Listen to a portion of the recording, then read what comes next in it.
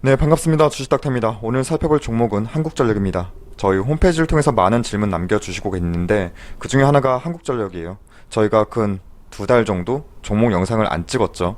그래서 더 많이 여러분들이 한국전력 질문 주시는 것 같은데 사실 그래요.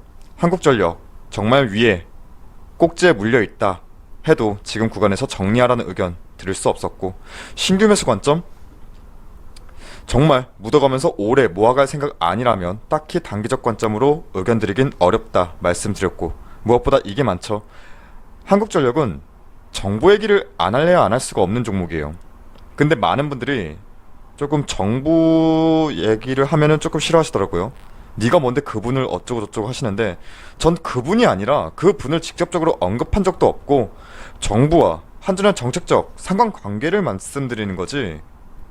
그리고 당연히 정부 얘기는 안 할 수가 없었던 부분입니다.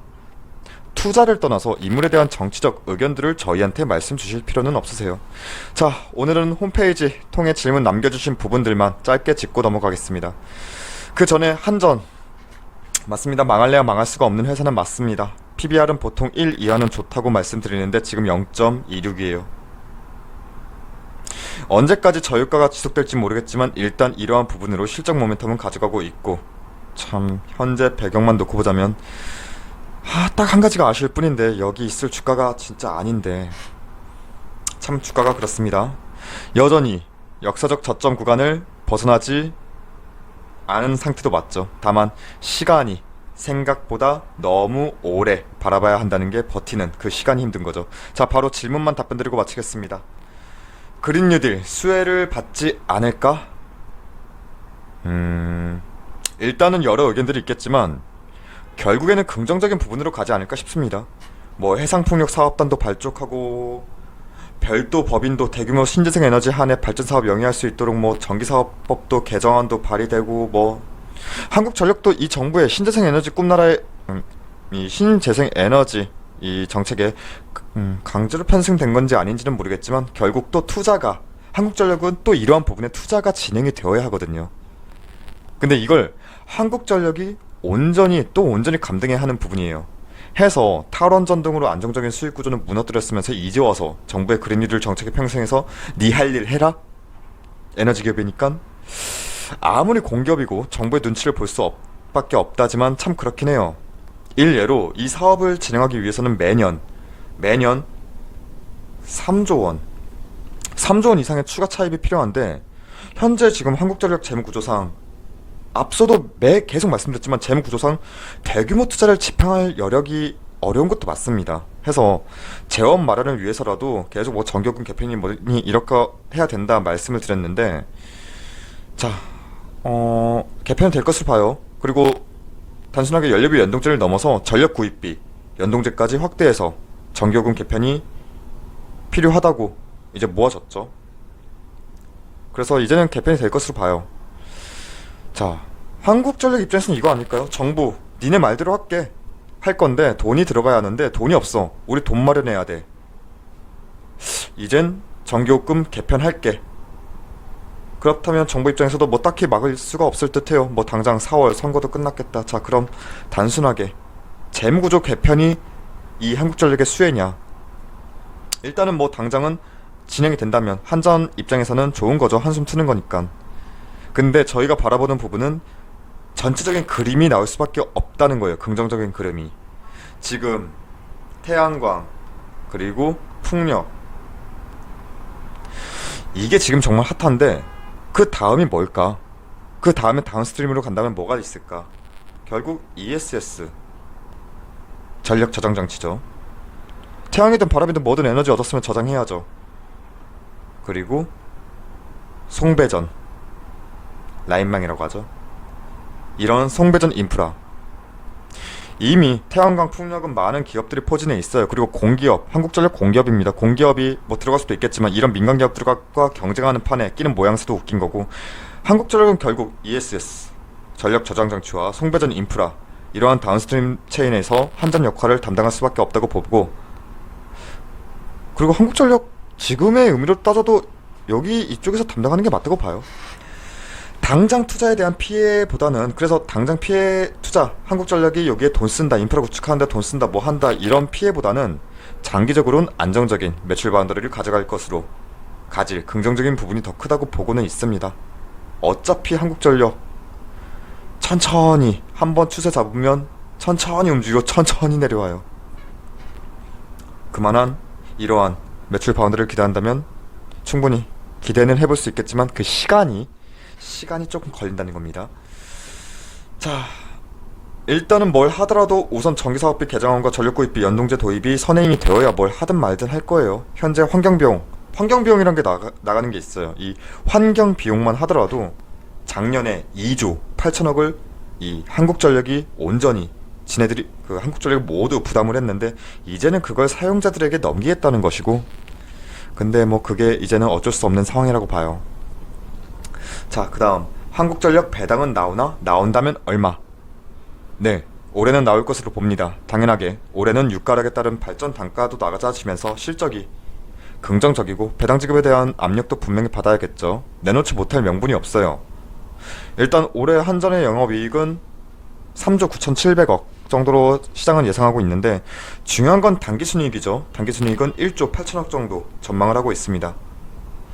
2017년도 당기순이익이 1조 3천억이었는데 이때 순이익 기준으로 주당 배당금이 790원이었어요. 790원을 지급했을 때 배당 수익률이 이때가 2.1이었나? 2% 조금 넘었어요. 이후에는 다들 잘 아시죠? 2018년, 19년 배당이 나올 수 없는 실적과 내리막길이었고, 자, 지금 2020년 일단 증권사들은 주당 배당금 1,000원 정도는 예상하고 있는데 아직은 확실한 게 아니에요. 일단은 3분기 실적이 나와봐야 조금 더 배당 규모를 예상할 수 있을 듯해요. 왜냐면은 3분기 일단은 전력 수요가 사회적 거리두기 2.5단계 이런 시행으로 인해서 예측이 어려운 상황이죠. 이게 뭐 예측이 어려워? 왜 예측이 어렵냐면 우리가 살고 있는 일반 가정집, 일반 가구 전력이야 그렇다 쳐도 공장이든 가게든 많이 문을 닫았고 영업을 안 했잖아요. 전반적으로 정상적인 경제활동이 이뤄지지가 않았던지라 우선 상업전력이 측정이 어려운 거예요. 상업전력이. 그래서 우선 3분기 전력 수요를 확인하고 그에 따른 3분기 실적에 나와봐야 연말 배당금의 규모를 조금 더 분명히 알 수 있겠지만, 그래도 올해는 2017년도 이후에 오랜만에 배당에 대한 기대감은 있다. 물론 주가 위치는 마음에 안 들지만 뭐 그렇습니다. 자, 그리고 외인과 기관이 최근 매집하던데, 네, 매집하더라고요. 자, 9월 28일부터 바로 금요일 10월 8일까지 6거래일 중에 단 1거래일 제외하고는 물량 들어오고 있습니다. 이쪽 기타법인 쪽 물량도 들어오고 있고요. 얘네는 정말 지속적으로 매집하고 있어요. 최근에 수급적인 동향은 긍정적이죠. 일단 외인, 기관이 쌍끌이 양매수라는 점 좋긴 한데, 지금 이 정도, 사실 그래요. 저는 아직도 이 정도 거래일 가지고 큰 방향성은 섣불리 논하기에는 아직 큰 의미를 두기는 어렵다 이렇게 봅니다.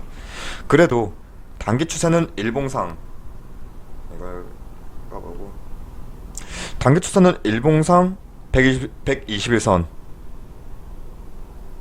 돌파해주고 안착하면서 긍정적인 흐름으로 마감했고, 다음 주에 이 121선 아래로 두면서 주가 위치 안착해 줄 것이냐가 우선 체킹이 되어야겠고, 어찌 보면 지금 이러한 박스권 내에 위치해 있다고 보지만, 그러면서 전체적인 주가 추이는 횡보 추이를 완전히 탈피했다고도 볼 순 없지만 저는 지금 주목해봐도 좋을 시점이라고 봐요. 물론 장기적으로 현재 이 구간에서 외인이든 기관이든 매물을 흡수한다는 것은 분명 그들도 평단이 올라가고 있는 거예요. 주가가 지금 올라가고 있는데도 걔네들은 계속 매집을 했잖아요. 결국 이 구간에서 계속 매물을 흡수한다는 것은 평단이 올라간다는 것이고, 그들도 왜 이 구간에서 외인이든 기관이든 돈을 쓰면서 매수를 하겠느냐, 결국은 이 단기 박스권을 뚫고 내가 팔더라도 이 박스권 뚫고 위에서 팔기 위해 이 매물을 흡수하는 것이다. 특히나 지금 주가 바닥이죠.